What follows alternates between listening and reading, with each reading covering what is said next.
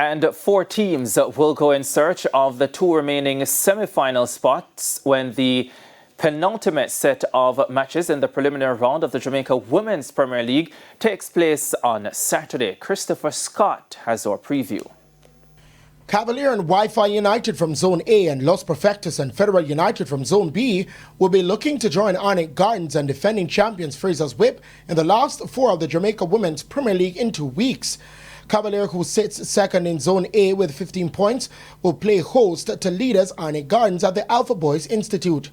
In their first meeting, it took a late strike from Brooklyn Grant for Cavalier to salvage a draw. Arnett, who are on 22 points, will once again rely on top striker Shakira Douglas, who has 12 goals for the season, to lead the charge. Third place, Wi-Fi United on 10 points, will be hoping Cavalier loses or draws and they defeat Real Mona to maintain their chance of qualifying. Wi-Fi will be banking on Gory and Grant in the game set for Merlegrove High. They played to a 3-all draw in their first meeting.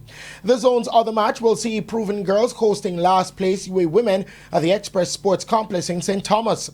Over in Zone B, Los Perfectos, who are second on 18 points, 6 behind the leaders and defending champions Fraser's Whip, are at home to Cellar Dwellers Roma Bay at Brooks Park.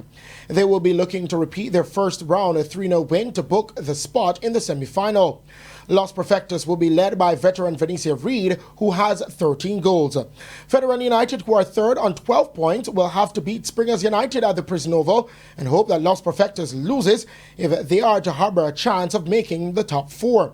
When the teams met in the first round, Federal United won 3-2 at Irwin Hines St. James.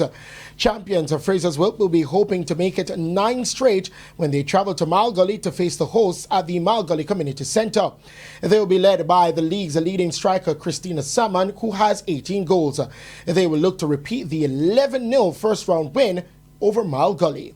Christopher Scott, TVJ Sports.